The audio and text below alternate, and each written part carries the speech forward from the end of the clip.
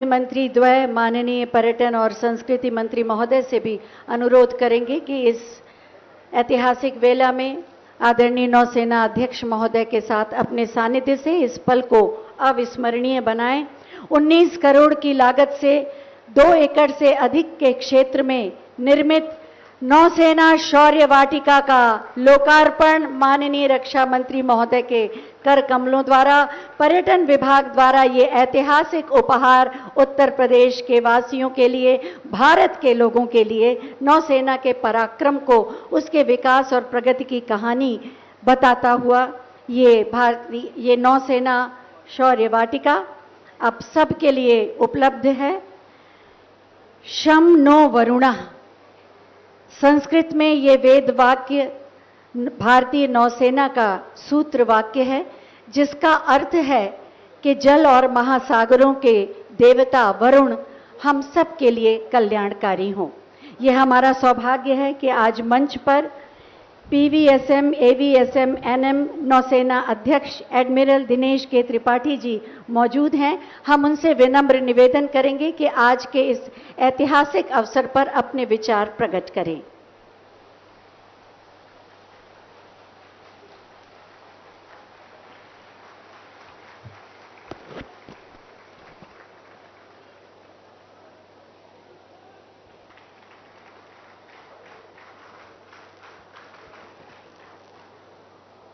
माननीय श्री राजनाथ सिंह जी,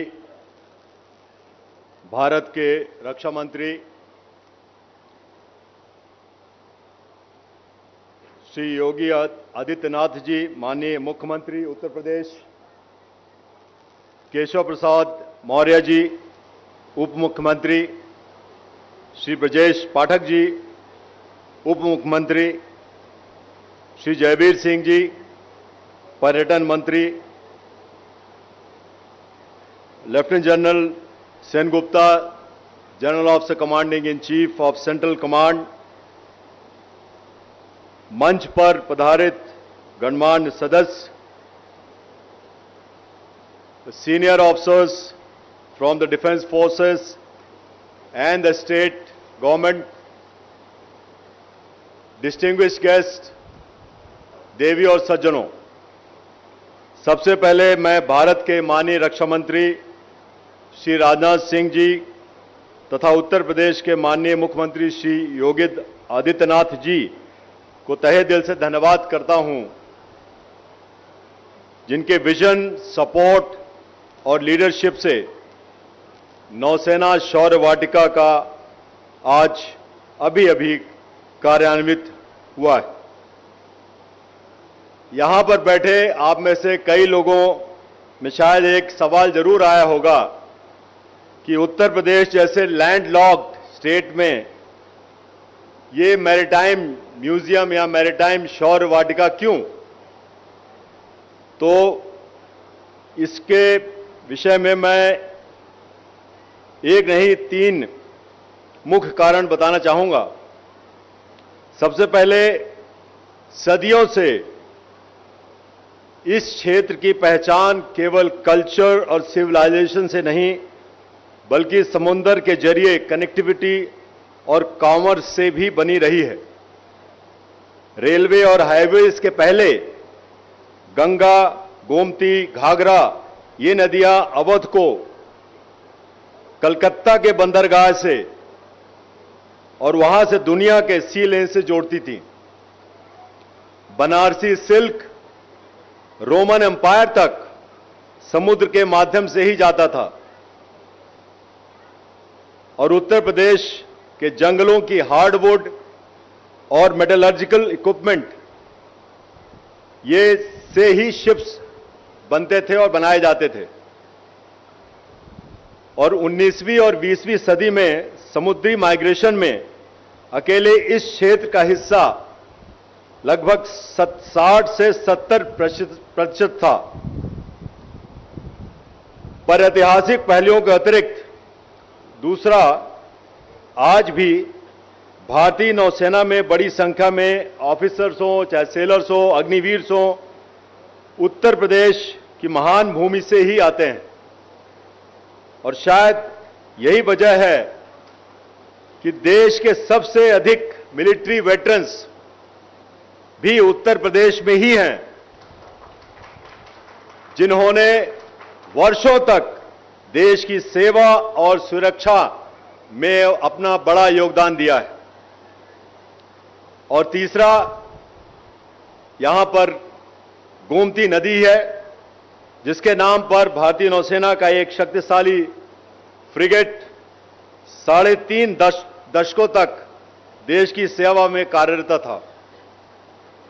तो इसलिए यह कहना शायद सटीक होगा कि भले ही समुद्र उत्तर प्रदेश से दूर हो, पर उत्तर प्रदेश कभी समुद्र से दूर नहीं रहा है। और जैसा अभी थोड़ी देर पहले विस्तार में बताया गया, यह वाटिका इसी गहरे और अटूट संबंध को और भी सुदृढ़ करती है। इंडियन नेवल शिप गोमती, जो 1988 में कमीशन हुई थी, ये मझगांव डॉक्स लिमिटेड ने बनाई थी मुंबई में। उसने ऑपरेशन कैक्टस, पता होगा आप सभी को, जो मालदीव्स का ऑपरेशन था, और ऑपरेशन पराक्रम 2001 में जब हमारे पार्लियामेंट पे अटैक हुआ था, उसके बाद जो हमने ऑपरेशन किया था पाकिस्तान के विरुद्ध, इस तरह जैसे महत्वपूर्ण ऑपरेशंस के जरिए दशकों तक पूरे विश्व में भारत का और उत्तर प्रदेश का परचम लहराया। फिर सन 2022 में 34 वर्षों की शानदार सेवा के बाद डीकमीशन होने पर भारतीय नौसेना, मिनिस्ट्री ऑफ डिफेंस और उत्तर प्रदेश गवर्नमेंट के सहयोग से इस जहाज के आर्टिफैक्ट्स को गोमती नदी के तट पर ही एक नए रूप में अमर करने का निर्णय लिया गया। मुझे बहुत खुशी है कि कई लोगों ने इस इनिशिएटिव की आधारशिला रखी थी और वो यहां पर मौजूद हैं। तो धन्यवाद सभी को जिन्होंने सोचा था, और स्पेशली उत्तर प्रदेश गवर्नमेंट को और हमारे रक्षा मंत्री जी को। इसके साथ ही इस वाटिका में स्थापित अन्य एयरक्राफ्ट हों, चाहे मिसाइल्स हों, चाहे गन्स हों, रेडार्स हों, न केवल नौसेना और उत्तर प्रदेश के इसी गहरे व अटूट संबंध को दर्शाती हैं, बल्कि युवाओं को देश की मैरीटाइम सिक्योरिटी को समझने में भी प्रेरणा देती हैं। और जिस तरह इतिहास में मैरीटाइम कनेक्टिविटी अवध की तरक्की और समृद्धि का एक बड़ा माध्यम बनी थी, उसी तरह आज भी इस क्षेत्र और समुद्र भारत की फ्यूचर प्रॉस्पेरिटी भी समुद्र से ही जुड़ी हुई है। क्योंकि यह एक एस्टैब्लिश फैक्ट है कि विकसित भारत के निर्माण में भारत की आर्थिक प्रगति और व्यापारिक विकास का भविष्य पूरी तरह से समुद्र से जुड़ा हुआ है। और यही भारतीय नौसेना की भूमिका सामने आती है। भारतीय नौसेना, भारत की नौसेना, हर भारतीय की नौसेना, हम सब की नौसेना यह सुनिश्चित करती है कि हमारे जो सीवेज हैं सुरक्षित रहें, खुले रहें, और भारत का जो मैरीटाइम ट्रेड है बिना रुकावट लगातार बढ़ता रहे। क्योंकि जब हमारे सी लेन सुरक्षित हैं, तभी भारत की इकॉनमी और नेशनल ग्रोथ भी आगे बढ़ती रहेगी। इसके साथ साथ यह नौसेना शौर्य वाटिका केवल भारतीय नौसेना की कहानी नहीं, बल्कि Uttar Pradesh defence industrial corridor और लखनऊ की ब्रह्मोस फैसिलिटी जैसी पहलों के माध्यम से इंफ्रास्ट्रक्चर, टेक्नोलॉजी और डिफेंस मैन्युफैक्चरिंग के क्षेत्र में तेजी से आगे बढ़ते उत्तर प्रदेश और नेशनल सिक्योरिटी के गहरे संबंध को भी सामने लाती है। हमारे प्रधानमंत्री श्री नरेंद्र मोदी जी के आत्मनिर्भर भारत के विजन को साकार करते हुए उत्तर प्रदेश आज डिफेंस फोर्सेस को वैल्यूएबल मैन पावर ही नहीं, बल्कि वर्सेटाइल मिसाइल्स और इंडिजिनस कैपेबिलिटी भी मुहैया कराता है।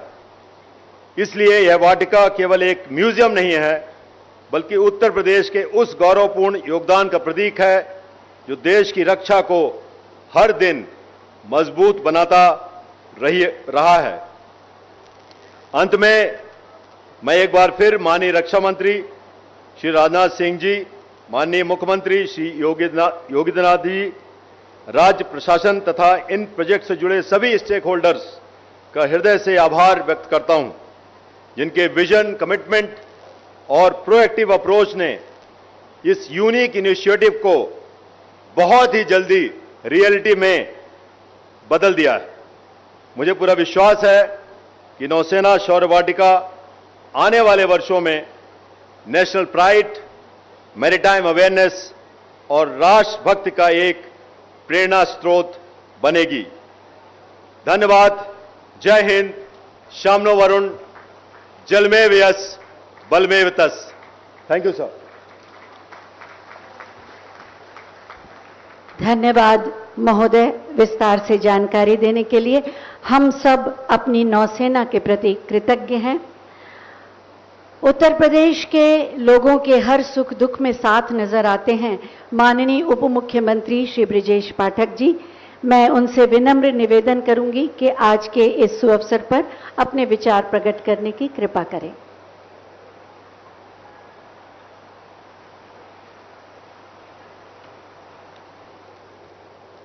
भारत माता के, भारत माता के। शांति क्यों भैया? भारत माता के। आज नौसेना शौर्य वाटिका के भव्य लोकार्पण समारोह में उपस्थित लखनऊ के लोकप्रिय सांसद,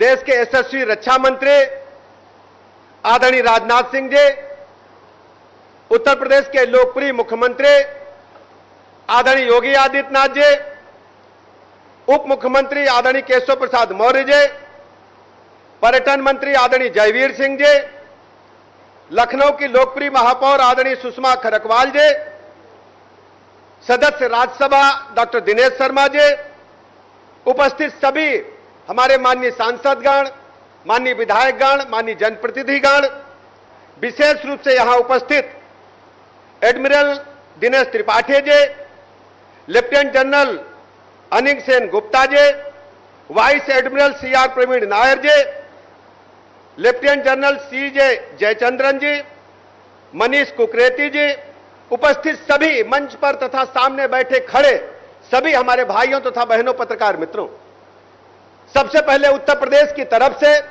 लखनऊ वासियों की तरफ से आदरणीय रक्षा मंत्री जी का और माननीय मुख्यमंत्री जी का हृदय की गहराइयों से बहुत बहुत आभार प्रकट करता हूं, बहुत बहुत अभिनंदन करता हूं।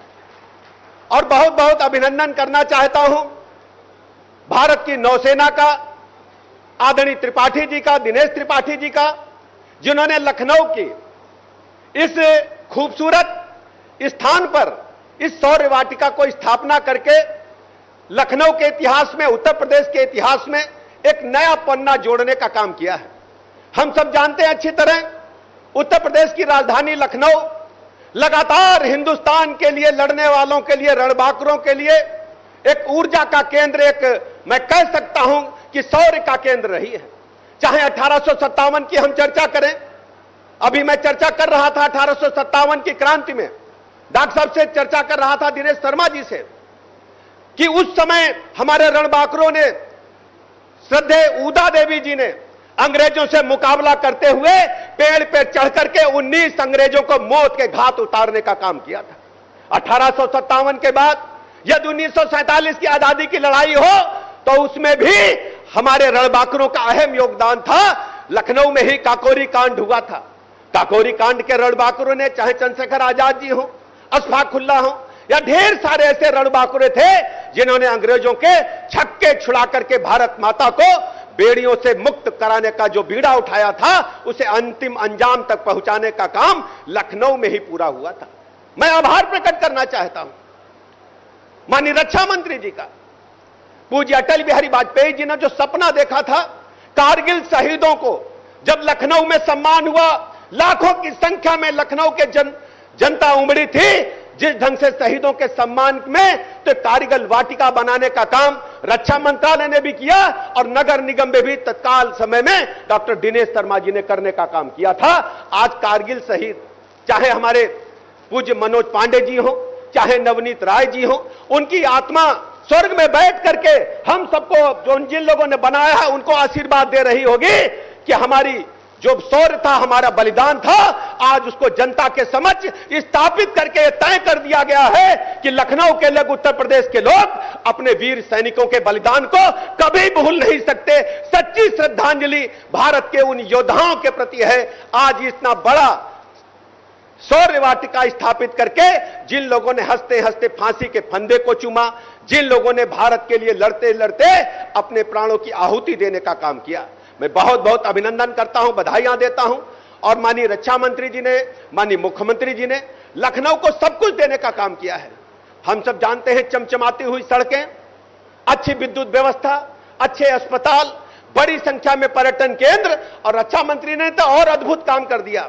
सुबह सुबह जब हम 5 बजे निकलते हैं घरों से तो रक्षा मंत्री जी का जो बनाया हुआ ओपन जिम है, जब हम पार्कों में देखते हैं कि हमारे नौजवान, बुजुर्ग, माताएं, बहनें बड़ी संख्या में कसरत करते हुए दिखते हैं, ये फिट इंडिया का नारा मजबूत करने के लिए रक्षा मंत्री जी ने सबको शारीरिक रूप से, मानसिक रूप से बलवान कराने का जो एक पुनीत कार्य किया है, मैं रक्षा मंत्री जी का बहुत बहुत अभिनंदन करता हूं, बधाइयां देता हूं।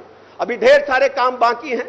मेट्रो का सेकेंड फेज आ गया है, गोमती नगर का चमचमाता हुआ रेलवे स्टेशन और लखनऊ का हवाई अड्डा बताता है कि भारत दुनिया के सबसे जो अच्छे एयरपोर्ट्स हैं उसमें लखनऊ का हवाई अड्डा किसी भी मामले में कमजोर नहीं है। शहीद पथ से जब हम निकलते हैं, माननीय अटल जी की याद आती है और रक्षा मंत्री जी की याद आती है। आदरणीय रक्षा मंत्री जी उस समय भूतल परिवहन मंत्री होते थे, पूज्य अटल बिहारी वाजपेयी जी देश के यशस्वी प्रधानमंत्री होते थे। अटल जी ने कहा कि हमको कल लखनऊ जाकर के सड़क का शिलान्यास करना है, तो आदरणीय उस समय के तत्कालीन भूतल परिवहन मंत्री जी ने 24 घंटे के अंदर इस प्रोजेक्ट को सैंक्शन किया था। आप सोचिए, यह शहीद पथ न होता तो हम लोग आवागमन में कितना बाधा उत्पन्न होती। आज हम लोग जो गति के साथ गतिमान रहते हुए लखनऊ के आर पार जाते हैं, अयोध्या रोड से लेकर कानपुर रोड तक, यह यशस्वी रक्षा मंत्री जी की देन है। आज मुझे कहने में गर्व है कि पूज्य अटल बिहारी वाजपेयी जी ने जो सपना देखा था लखनऊ को विकसित करने का, उसे पूरा करने का काम आदरणीय रक्षा मंत्री जी कर रहे हैं। ढेर सारे प्रोजेक्ट, दर्जनों फ्लाईओवर्स, अवध चौराहे का भी निर्माण हो रहा है। और इस क्षेत्र में जब हम आते हैं, खासकर शहीद पथ के हम बाईं तरफ देखते हैं, दाहिनी तरफ देखते हैं, महसूस होता है किसी अंतर्राष्ट्रीय शहर में आ गए हैं। गगनचुंबी इमारतें, बढ़िया चमचमाते हुए माल और शौर्य वाटिका उसमें सितारे की तरह चमकेगी। मैं सभी अपने स्वतंत्रता संग्राम सेनानियों का, अपने फौजियों का, अपने सेना का सैल्यूट करता हूं, अभिनंदन करता हूं और आदरणीय रक्षा मंत्री जी का, आदरणीय मुख्यमंत्री जी का बहुत बहुत आभार प्रकट करता हूं। विशेष आभार अपनी नौसेना का और आप सबका बहुत बहुत धन्यवाद, आभार।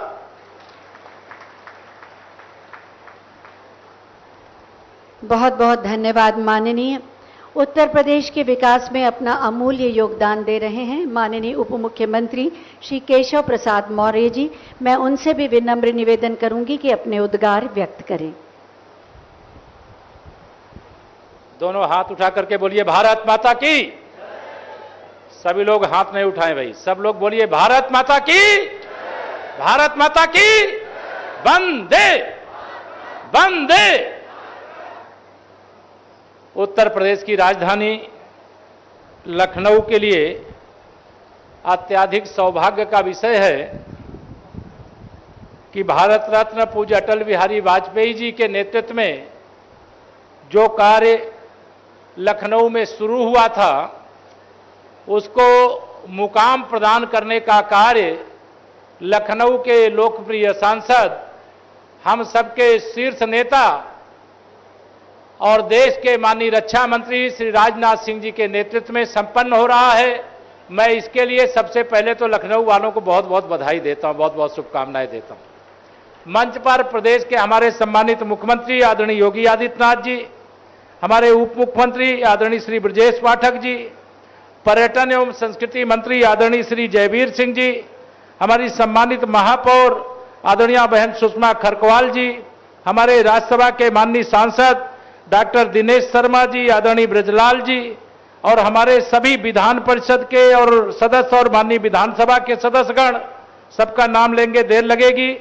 और यहां पर जो नौसेना का यह सौर वाटिका बनी है, जिसके लिए यहां पर आए हुए हैं आदरणीय एडमिरल श्री दिनेश त्रिपाठी जी, मैं आपका स्वागत करता हूं और आपका धन्यवाद करता हूं कि आपने इस कार्य को अपने सामने पूरा करने का काम किया। आदरणीय लेफ्टिनेंट जनरल श्री अनिल सेन गुप्ता जी, आदरणीय vice admiral Shri CR Praveen Nair ji, lieutenant general Shri CJ Jayachandran ji और मेजर जनरल श्री मनीष कुकरेती जी, अन्य सेना से जुड़े हुए सभी सम्मानित अधिकारी, यहाँ के सभी अधिकारी और सामने बैठे हुए हमारे सभी लखनऊ के वासी, बड़े बुजुर्ग, नौजवान दोस्त, माताओं, बहनों और मेरे पत्रकार मित्रों, लंबी बात इसलिए नहीं करूंगा कि विस्तार से माननीय मुख्यमंत्री जी और माननीय रक्षा मंत्री जी अभी यहां पर बताने वाले हैं। लेकिन आज ये गौरव का क्षण है। हम लोग किताबों में और अखबारों में पढ़ने का काम तो किए कि जल थल नभ 3 सेनाएं, क्योंकि जैसा अभी आदरणीय दिनेश त्रिपाठी जी ने कहा कि उत्तर प्रदेश समुद्र की सीमा से दूर है, लेकिन समुद्र उत्तर प्रदेश से दूर नहीं है।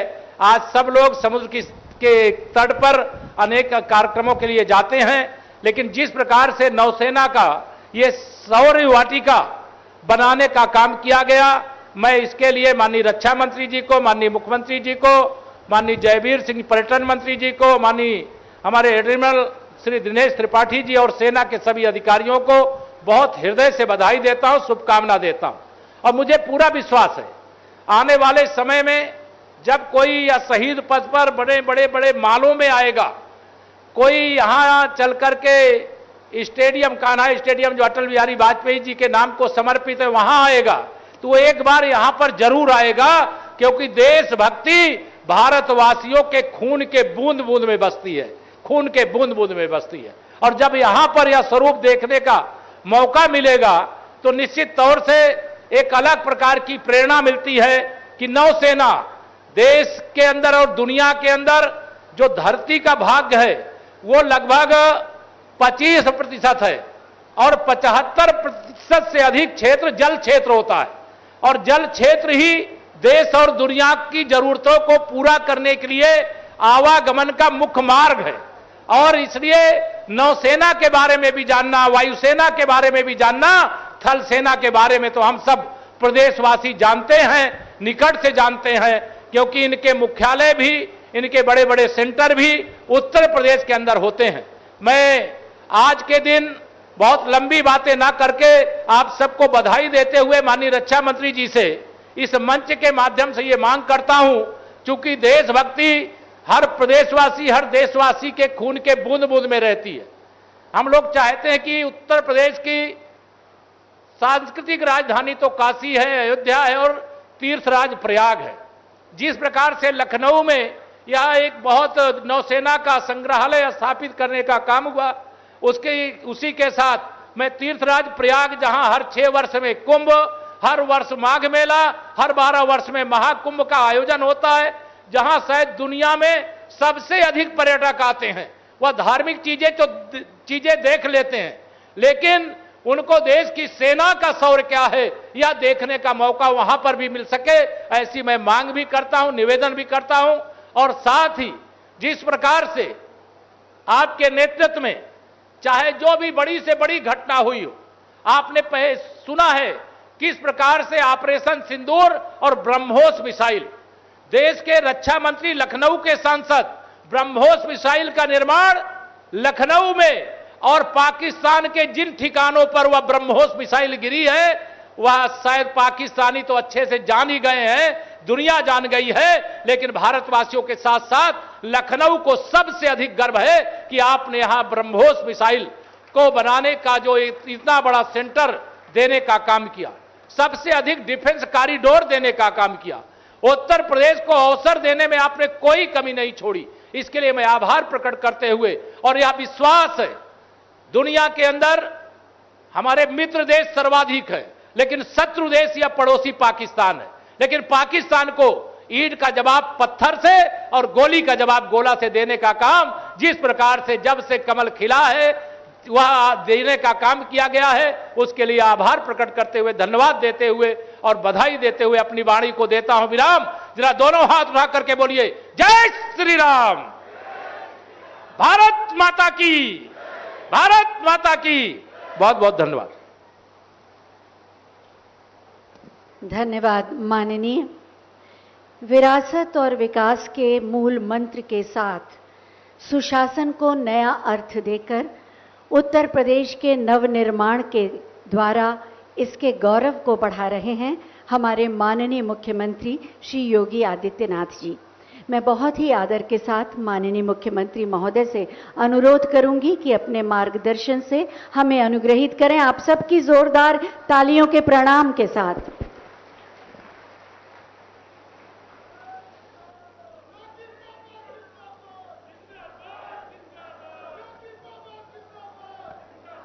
नौसेना वाटिका के आज लोकार्पण कार्यक्रम में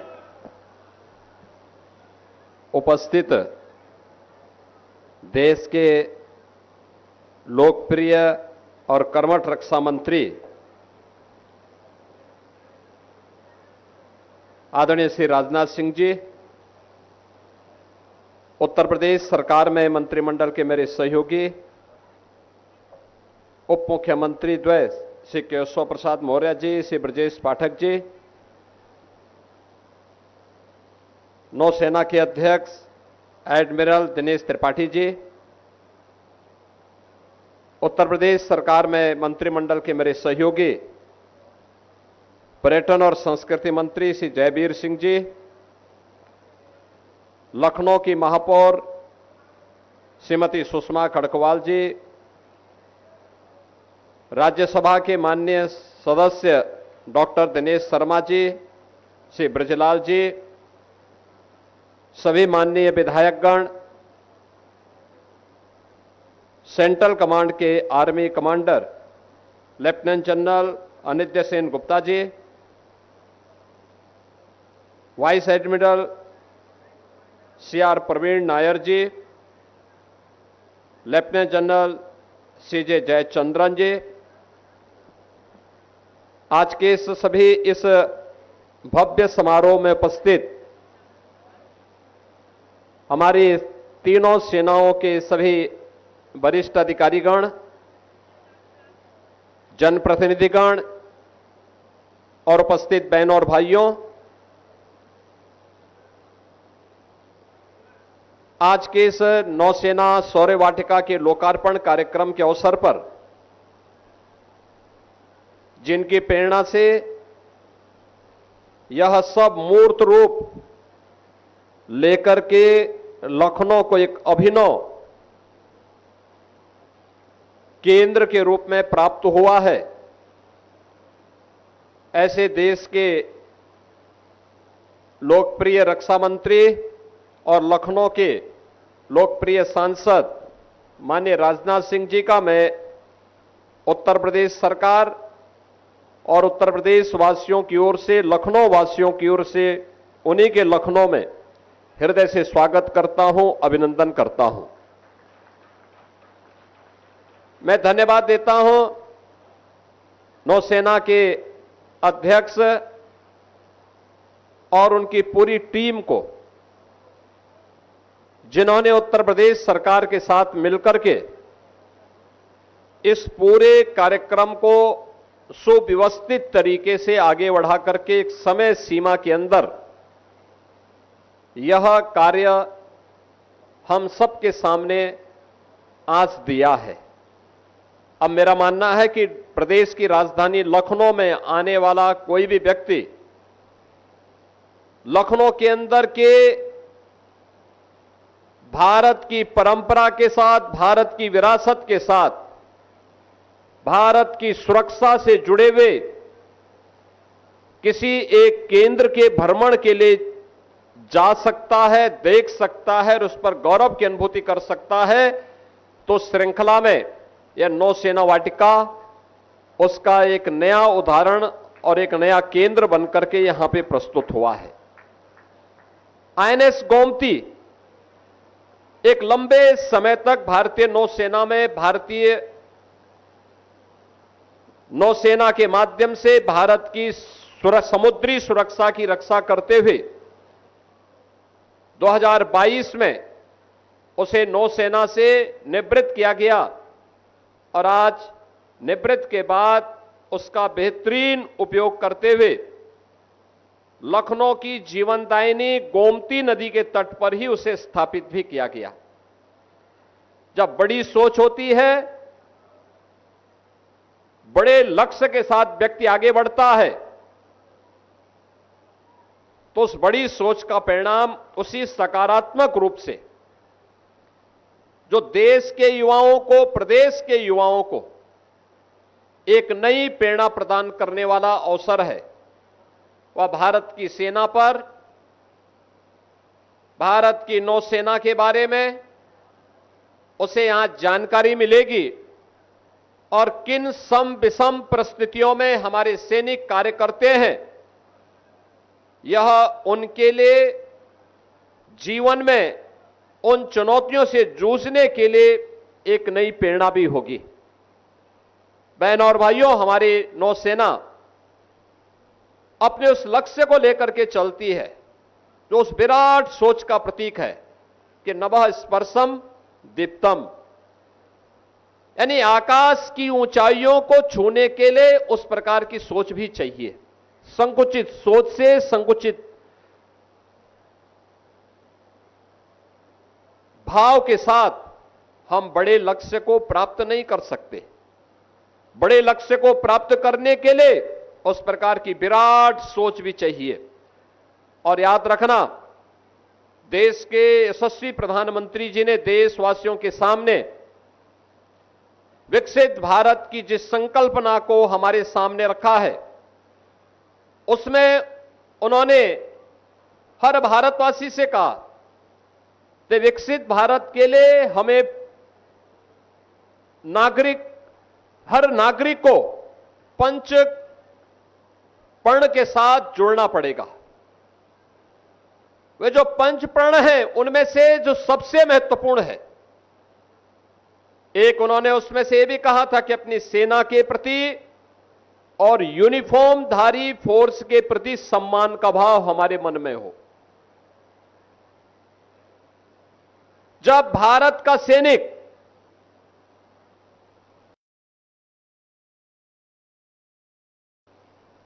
-डिग्री टेम्परेचर में देश की सीमाओं की रक्षा करता है, या रेगिस्तान में झुलसती हुई इस गर्मी में भारत की सीमा की रक्षा करता है, या समुद्र की उन लहरों का मुकाबला करते हुए भारत की समुद्री सेना समुद्री सीमा की रक्षा करता है, तब 140 करोड़ भारतवासी चैन की नींद सोता है। जब चैन की नींद सोता है तो देश के विकास के बारे में उस प्रकार की सकारात्मक और सोच को आगे बढ़ाने में सफल होता है। देश आगे बढ़ता है। सुरक्षा के बेहतर माहौल में ही विकास की योजनाएं प्रभावी ढंग से आगे बढ़ सकती हैं। आप याद करिए, 2017 के पहले यही उत्तर प्रदेश था, रोज कर्फ्यू लगता था, पेशेवर माफिया और अपराधी प्रदेश की व्यवस्था में जीना हराम कर दिए थे। उस असुरक्षित वातावरण में निवेश की संभावना, विकास की संभावनाएं अपने आप ही क्षीण हो जाती हैं। लेकिन जब हमारा सैनिक सुरक्षा के प्रति पूरी प्रतिबद्धता के साथ लग करके अपने कर्तव्यों का निर्वहन करता है, तो नागरिकों का भी कर्तव्य बनता है कि वह अपने उन सैनिकों के प्रति सम्मान का भाव रखें। और याद करना, उसी भाव को अंगीकार करते हुए हम लोगों ने लखनऊ में इस नौसेना की इस वाटिका को, इस म्यूजियम को यहां पर आग्रह किया था। और मैं धन्यवाद दूंगा कि आदरणीय रक्षा मंत्री जी की प्रेरणा से नौसेना के अध्यक्ष एडमिरल दिनेश त्रिपाठी जी ने और उनकी पूरी टीम ने हमारी टीम के साथ मिलकर के एक समय सीमा के अंदर इसे पूरा किया। और आज यह भव्य स्वरूप लखनऊ के युवाओं को, प्रदेश के युवाओं को इस नौसेना के इस म्यूजियम के माध्यम से हम सबको एक नई सोच के साथ देखने, सुनने और जानने का एक अवसर या केंद्र हम सबको प्रदान कर रहा है। बहनों और भाइयों, बहुत सारी चीजें लोग बोलते हैं, लेकिन याद करना, जब सुरक्षा के मोर्चे पर हम मजबूत होंगे तो दुनिया भी आपसे मैत्री करेगी। आप अगर कमजोर हैं, याद रखना, कमजोर के सामने कोई नहीं झुकता, कोई नहीं झुकता है। हमारी ऋषि परंपरा ने भी हमें इसी बात की प्रेरणा दी है। हम जब अधूरी बात कहते हैं तो वह अर्थ का अनर्थ करता है, लेकिन हम पूरी बात भी कहना सीखें। याद रखना, भारत की ऋषि परंपरा हमें इस बात की प्रेरणा देती है कि अहिंसा परमो धर्म, धर्म हिंसा तथैव च, यानी सामान्य जीवन में अहिंसा ही सर्वोच्च धर्म होना चाहिए। लेकिन अगर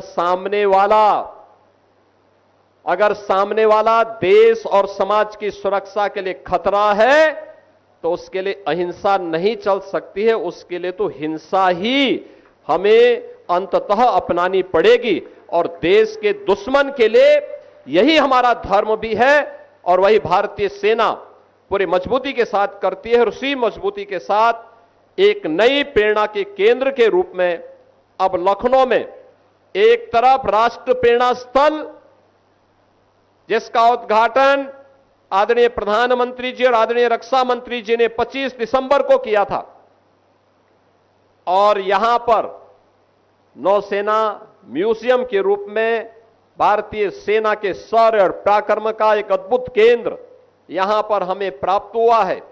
और इसका भी यह फर्स्ट फेज का काम का लोकार्पण हो रहा है। इसके आगे के कार्य भी और आगे बढ़ेंगे। अभी रक्षा मंत्री जी कह रहे थे कि अगर भारतीय सेना से जुड़े हुए इस प्रकार के कोई अन्य कार्य लखनऊ में होने हैं या प्रदेश के अंदर होने हैं तो वह प्रस्ताव तत्काल वहां उन्हें प्राप्त हो। और मेरा मानना है ये होने चाहिए। महत्वपूर्ण चौराहों पर भारत की सेना के वे टैंक जो आज वर्किंग कंडीशन में नहीं है, उन्हें रखा जाना चाहिए। कोई भी देखेगा भारतीय सेना के शौर्य का प्रतीक बनेगा। भारतीय सेना में जाने के लिए उसके मन में एक भाव पैदा होगा और वह सेना के प्रति सम्मान का भाव भी रखेगा। उसके मन में राष्ट्रभक्ति की एक नई प्रेरणा प्राप्त होगी। और याद रखना, राष्ट्रभक्ति से बढ़कर के कुछ भी नहीं हो सकता है। हमें इस बात को हमेशा अपने जीवन में ध्यान रखना होगा। मैं इस नौसेना वाटिका के लिए एक बार फिर से भारतीय नौसेना को हृदय से धन्यवाद देता हूं। माननीय रक्षा मंत्री जी के प्रति हृदय से आभार व्यक्त करते हुए लखनऊ वासियों को, प्रदेश वासियों को इस नौसेना वाटिका में के आज के इस लोकार्पण के अवसर पर हृदय से बधाई देते हुए अपनी वाणी को विराम देता हूं। धन्यवाद। जय हिंद। धन्यवाद माननीय, आपके सारगर्भित प्रेरणादायी उद्बोधन के लिए। वाणी में ओज, भाषा में मर्यादा, संवाद में आत्मीयता, व्यवहार में सरलता और राजनीति में शुचिता, यही है विशेषता हमारे माननीय रक्षा मंत्री श्री राजनाथ सिंह जी की। मैं बहुत ही आदर के साथ उनसे अनुरोध करूंगी कि अपने आशीर्वचनों से हमें अनुग्रहित करें। आप सबकी जोरदार तालियों के प्रणाम के साथ।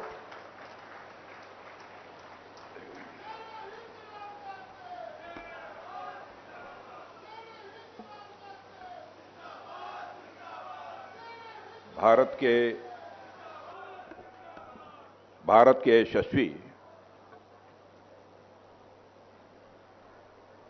के यशस्वी मुख्यमंत्री मैं बोलने जा रहा था। उत्तर प्रदेश के यशस्वी मुख्यमंत्री श्रीमान योगी आदित्यनाथ जी, उप मुख्यमंत्री श्री केशव प्रसाद जी मौर्य, उप मुख्यमंत्री Shri Brajesh ji Pathak, admiral Dinesh Kumar Tripathi chief of naval staff, Shri Jaiveer Singh पर्यटन एवं संस्कृति मंत्री डॉक्टर दिनेश शर्मा सांसद, श्री ब्रजलाल जी सांसद, lieutenant general Anind Sen Gupta, army commander, Shrimati Sushma Kharkwal महापौर, अन्य सभी विधायकगण और ये यहाँ के स्थानीय विधायक कौन है? राजेश्वर सिंह है। राजेश्वर सिंह जी यहाँ के स्थानीय विधायक। अब मैं सभी विधायकों का नाम नहीं ले रहा हूँ। और यहाँ मौजूद सारे हमारे सेना के अधिकारी और उत्तर प्रदेश प्रशासन के सभी अधिकारी वर्ग और यहाँ मौजूद मेरे सभी सम्मानित बहनों एवं भाइयों, सबसे पहले मैं नौसेना शौर्य वाटिका के उद्घाटन के अवसर पर उत्तर प्रदेश और विशेषकर लखनऊ की जनता को अपनी तरफ से हार्दिक बधाई देता हूं। बहनों भाइयों, लखनऊ में आप सबके बीच आना, आप सबसे मिलना हमेशा मुझे बहुत ही अच्छा लगता है और इच्छा यही रहती है कि लखनऊ के लिए, आप लोगों के लिए जो कुछ भी बन सके अपने तई मैं वह करूं और करने की अपनी तरफ से भरपूर कोशिश भी करता हूं। साथियों, लखनऊ में इस नौसेना शौर्य वाटिका का उद्घाटित होना मैं समझता हूं केवल लखनऊ वासियों अथवा प्रदेशवासियों के लिए नहीं, बल्कि व्यक्तिगत रूप से हमारे लिए भी बहुत ही सम्मान और यह गौरव का क्षण है।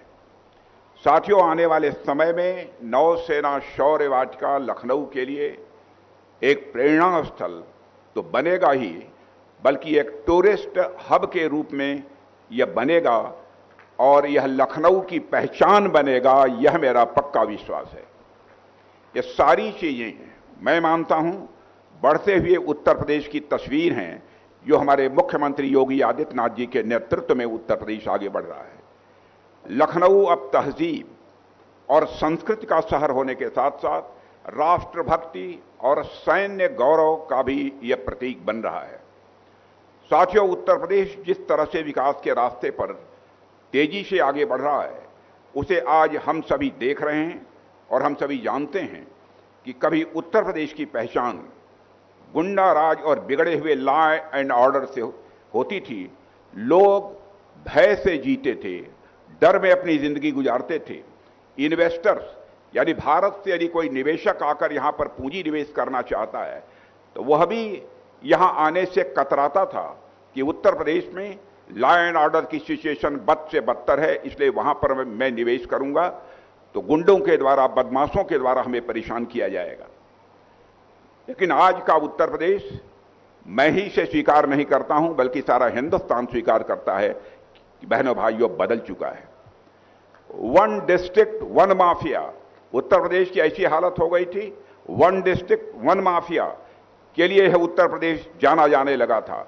लेकिन प्रदेश आज वन डिस्ट्रिक्ट वन प्रोडक्ट के लिए जाना जा रहा है, यह सबसे बड़ी विशेषता है।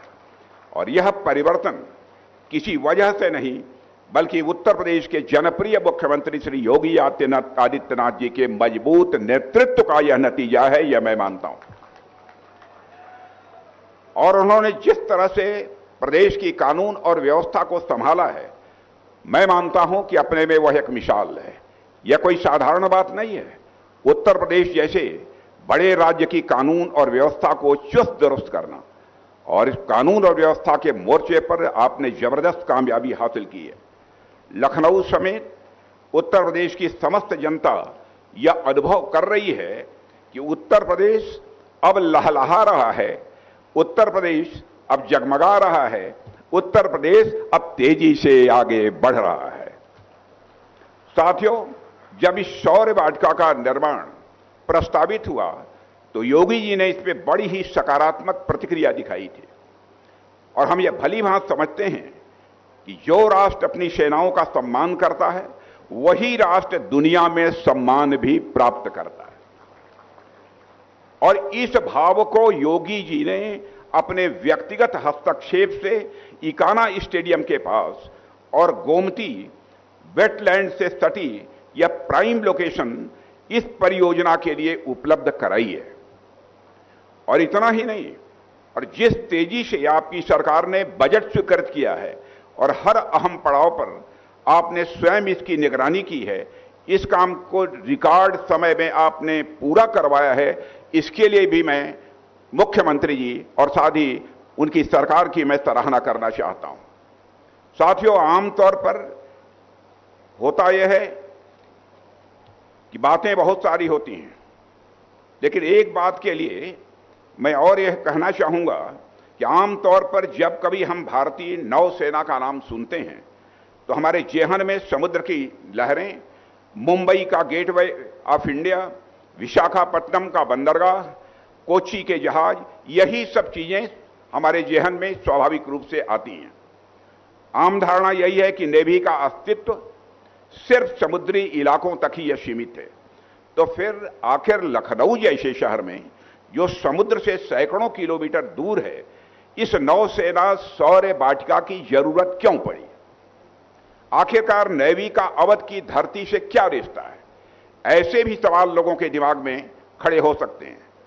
दरअसल इस सवाल का जवाब हमारे देश के इतिहास और भूगोल की गहरी समझ में छिपा हुआ है। भूगोल के अनुसार हमारा प्यारा भारत 3 ओर से समुद्र से घिरा हुआ है। तो एक तरफ हमारी सीमाओं पर हमारे जवान खड़े रहते हैं और दूसरी तरफ हमारे समुद्र में यानी हिंद महासागर में हमारी नौसेना यानी हमारी इंडियन नेवी उपस्थित रहती है। और इस हिंद महासागर से हमारी अर्थव्यवस्था, हमारा व्यापार, हमारी ऊर्जा, ये सारी जरूरतें जुड़ी हुई हैं।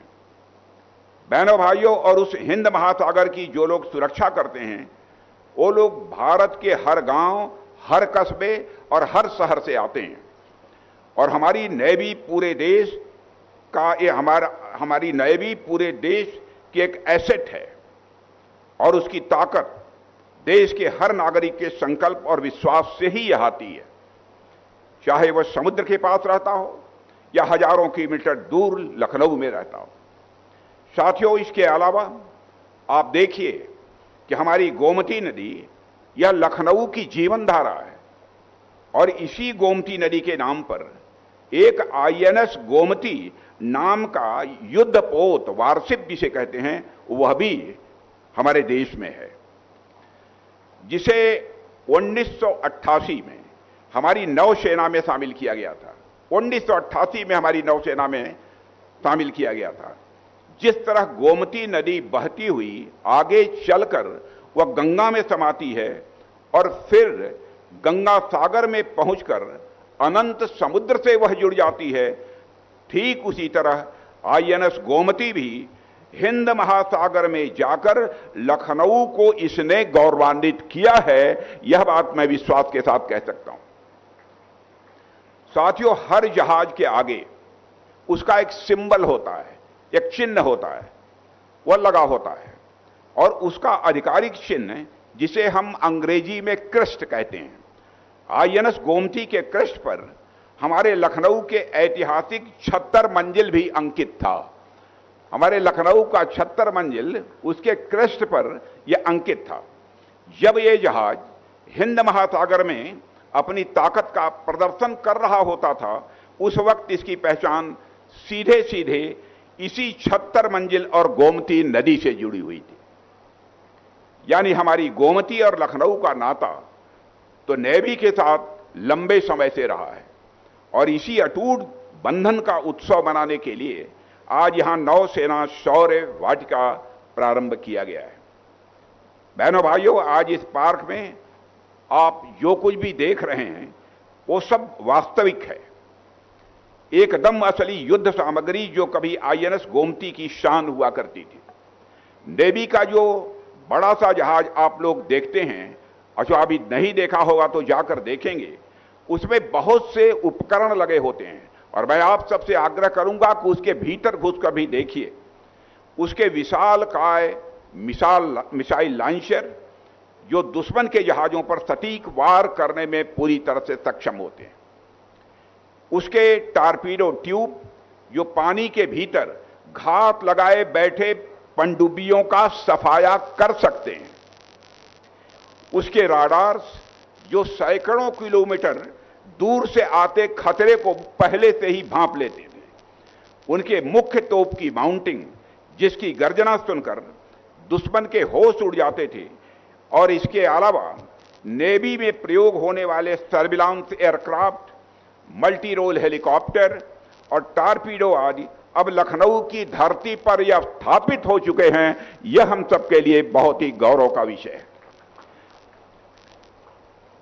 इसीलिए साथियों मैं कह रहा हूं, यह पार्क कोई साधारण पर्यटन स्थल नहीं है, बल्कि एक जीवंत यह हमारे लिए प्रेरणा स्थल है। यह शौर्य वाटिका आने वाली पीढ़ियों को यह बताएगी कि आजादी और सुरक्षा की कीमत क्या होती है। कई लोग यह सोच सकते हैं कि आखिर इस तरह की शौर्य वाटिका का यहां क्या काम है, इससे क्या होगा, पर इस पर हमें सोचने की जरूरत है। साथियों, आज के दौर में हम सब अपने रोजमर्रा के जीवन में बहुत ही उलझे हुए हैं, और कोई नौकरी चाकरी में लगा है, कोई घर परिवार की जिम्मेदारियों में लगा हुआ है, कोई अपने बिजनेस व्यापार में लगा हुआ है। ऐसे में बहुत सारी चीजें जो हमारे लिए बेहद अहम होती हैं, हम उनसे अनजाने में कटते चले जाते हैं। हमारी सीमाओं की हिफाजत करने वाले हमारे सैनिकों का जो बलिदान है, उनका रोज का जो संघर्ष है, इन सब चीजों से हमारा आत्मीय रिश्ता रोजमर्रा की दौड़ धूप में यह पीछे छूट जाता है। ऐसे में यह शौर्य वाटिका हमें एक बार रुक कर, ठहर कर सोचने पर मजबूर करेगी कि जिन लोगों की वजह से हमारी यह सारी जिंदगी सुरक्षित चल रही है, उनका योगदान हमारी जिंदगी में कितना बड़ा है, और उनके प्रति हमारी नई पीढ़ी कृतज्ञता अनुभव करेगी, ऐसा मेरा विश्वास है। साथियों, यह कृतज्ञता यह बहुत ही आवश्यक है। इसका एक उदाहरण आप देखिए। हम सब जब छुट्टी वाले दिन बड़े इमाम बाड़े की भव्यता देखने जाते हैं, जब हम चौक में जाकर चिकन का बढ़िया कुर्ता खरीदते हैं, और जब हम अपने परिवार के साथ किसी रेस्टोरेंट में खाना खाने जाते हैं, तब हम बड़े प्रसन्न होते हैं। लेकिन क्या हम कभी उस पल सोचते हैं कि यह सब क्यों हो पा रहा है? हम यह सब इसलिए कर पा रहे हैं क्योंकि हम सुरक्षित हैं। सबसे पहली और सबसे जरूरी चीज हमारी सुरक्षा होती है, और वह हमें हमारी सेनाएं ही दे रही हैं इस भारत में, और हम सुरक्षित हैं। तभी तो हम यहां त्योहार मना पाते हैं, यहां पर हम व्यापार कर पाते हैं, अपने बच्चों को हम ठीक तरीके से पढ़ा पाते हैं। तो यह जो शौर्य वाटिका और यह म्यूजियम जो यहां बना है, यह केवल स्थापत्य कला या बनावट का नमूना भर नहीं है। ये हमें हर पल हमारी सेनाओं की याद दिलाती रहती है, और हमारे भीतर उनके प्रति कृतज्ञता का जो एहसास है, उसको भी ताजा करती रहेगी, ऐसा मेरा विश्वास है। मुझे बेहद खुशी होगी कि जब लाखों की तादाद में लोग यहां पर आएंगे और अपने वीरों को याद करेंगे, उनकी विरासत को और उनकी लिगेसी को भी वह याद करेंगे।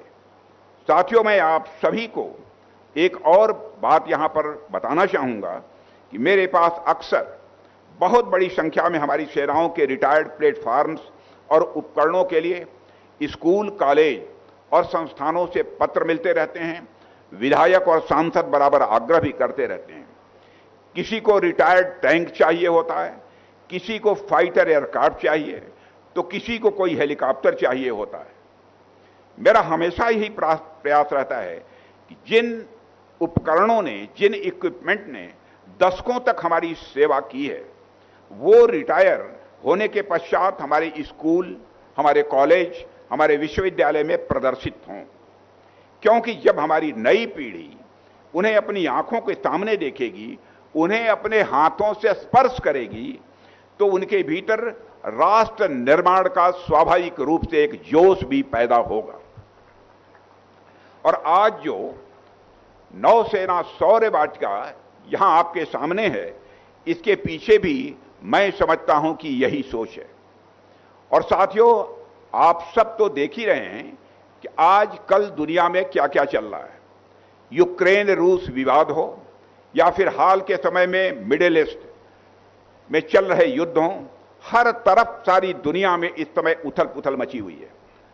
और यह पूरे उथल पुथल हमें यह संदेश दे रहे हैं कि दुनिया की शांति और समृद्धि की चाबी समुद्र मार्गों की सुरक्षा के पास ही है और कहीं नहीं है।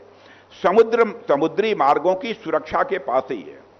समुद्र में आपकी उपस्थिति एक तरह से ताकत का ही यह प्रतीक होती है। और साथियों, जैसे इसका एक उदाहरण आप देखिए, पिछले साल पहलगाम में, मैं आपको याद दिलाना चाहता हूं, पहलगाम में एक कायराना आतंकी हमला हुआ था। आतंकियों ने धर्म पूछकर हमारे निर्दोष नागरिकों की हत्या की थी और उस घटना के बाद पूरे देश का खून खौल उठा था।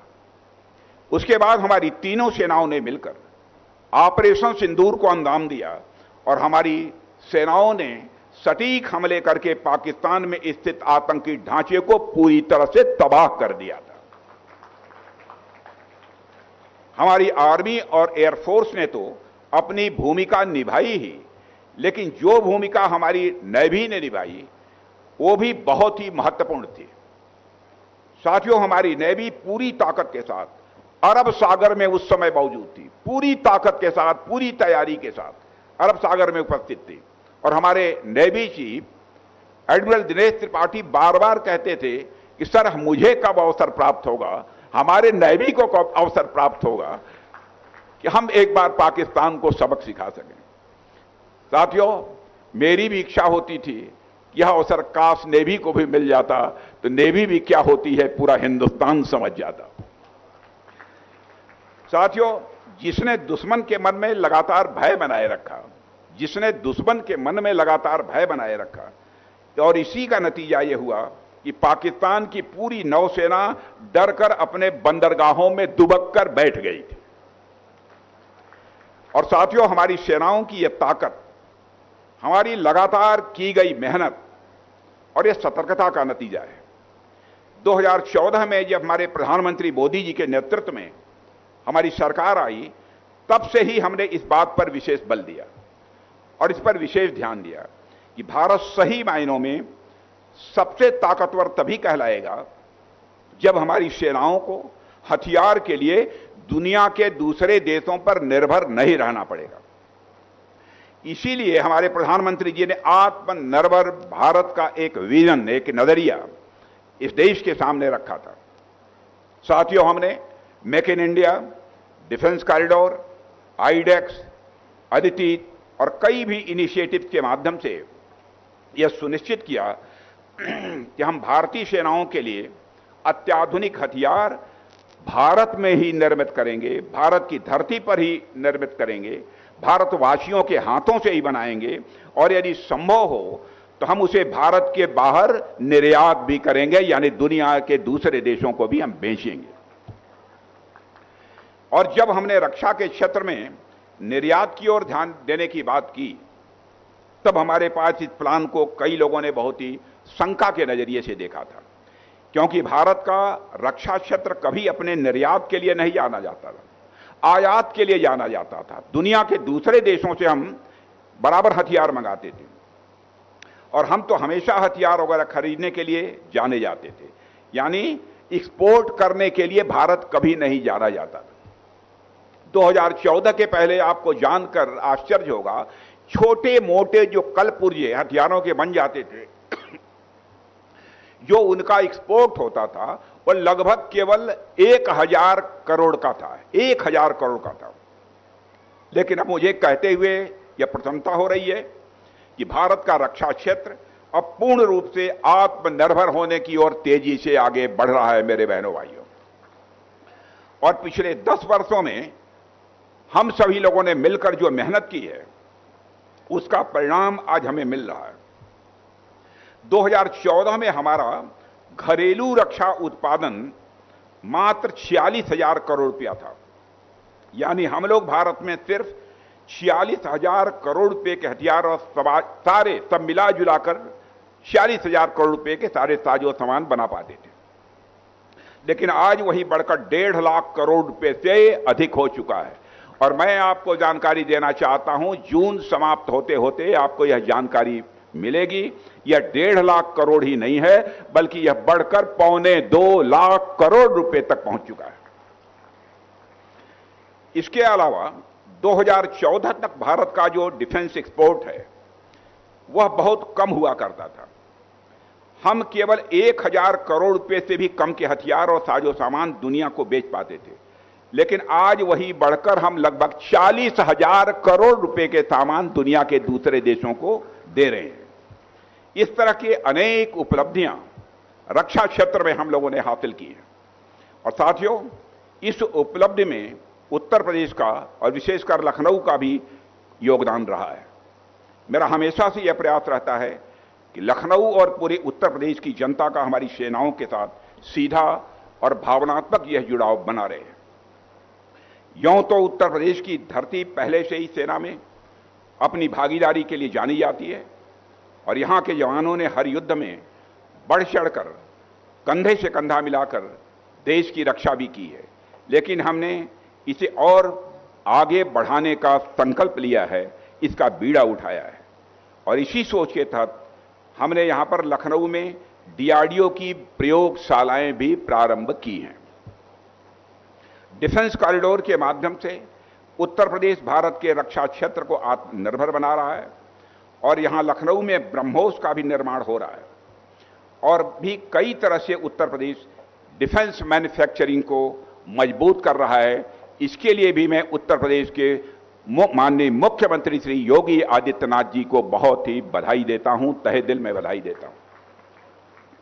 न केवल डिफेंस के क्षेत्र में बल्कि health, education, agriculture, science and technology, trade and commerce, roads, highways, airports, यानी हर क्षेत्र में यूपी, हर क्षेत्र में यूपी अब अप हो रहा है। हर क्षेत्र में यूपी अब अप हो रहा है, यानी ऊंचाई छू रहा है। यह सब अपने आप में मैं समझता हूं कि बहुत एक सकारात्मक परिवर्तन है। और बहनों भाइयों, मैं यह भी कहना चाहूंगा योगी जी से कि इस पार्क को और बेहतरीन बनाने के लिए जो कुछ भी आवश्यक होगा, अभी एक चीज हमारे दिमाग में आई है कि यहां पर एक बड़ी पनडुब्बी भी आनी चाहिए, क्योंकि यहां के लोगों ने पनडुब्बी शायद न देखी हो, लेकिन पनडुब्बी के अंदर जाने के लिए जिनका कमजोर घुटना होगा वह पनडुब्बी के अंदर नहीं जा सकते। मजबूत घुटने वाले ही पनडुब्बी के अंदर जाकर देख सकते हैं कि नीचे का उसका सिस्टम कैसा होता है। वह पनडुब्बी भी यहां आएगी, मैं आप सबको विश्वास दिलाना चाहता हूं। मैं उत्तर प्रदेश की जनता और विशेषकर लखनऊ के लोगों को भी बधाई देता हूं और हमारी नौसेना की आत्मा का यह गौरवशाली हिस्सा आज हम लखनऊ को आपको हम सब समर्पित कर रहे हैं। और इसकी देखभाल कीजिए, इसको स्वच्छ रखिए और सबसे जरूरी अपने बच्चों को यहां लेकर जरूर आइए, अपने परिवार को लेकर यहां जरूर आइए, ताकि वे जान सकें कि वर्दी यह केवल कपड़ा भर नहीं होती बल्कि राष्ट्र सेवा का यह अटूट संकल्प होती है। अगली बार जब लखनऊ में आपके दोस्त रिश्तेदार आए तो उन्हें यहां भी जरूर लाइएगा और यह पूरा परिसर एक ऐसा गंतव्य बनेगा जहां देश विदेश के सैलानी भारत के समुद्री वैभव को जानने लखनऊ आएंगे।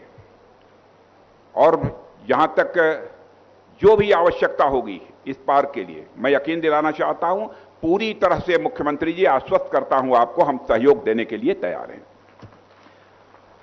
अंत में एक बार मैं फिर उत्तर प्रदेश की सरकार और यहां के सभी अधिकारी वर्ग और हर उस व्यक्ति को बधाई देता हूं जिसने इस प्रोजेक्ट में अपना योगदान दिया है। और मेरी यही प्रार्थना है कि गोमती नदी के तट पर बसे इस नगर में यह शौर्य वाटिका सदियों तक हमारी नौसेना के पराक्रम और यश का गान करती रहे। और इसी कामना के साथ मैं अपनी बात समाप्त करता हूं। आप सबको बहुत बहुत धन्यवाद। बोलिए भारत माता की, भारत माता की। बहुत बहुत धन्यवाद। बहुत बहुत धन्यवाद माननीय, आपके ऊर्जावान प्रेरणादायी उद्बोधन के लिए। और अब भातखंडे संगीत विश्वविद्यालय के छात्रों के साथ हम सब राष्ट्रगान के लिए अपने स्थान पर खड़े हो जाएं। सभी गतिविधियों को विराम दे दें और अपने स्थान पर खड़े हो जाएं।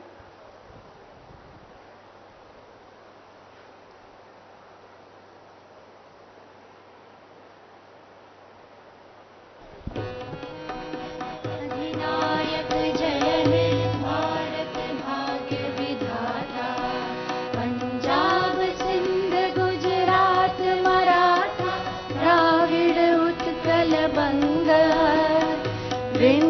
हिमाचल यमुना गंगा उच्छल जलधि तरंग तब शुभ नामे जागे तब शुभ आशीष मांगे गाहे तब जय गाथा जन गण मंगलदायक जय हे भारत भाग्य विधाता जय हे जय हे जय हे जय जय जय जय हे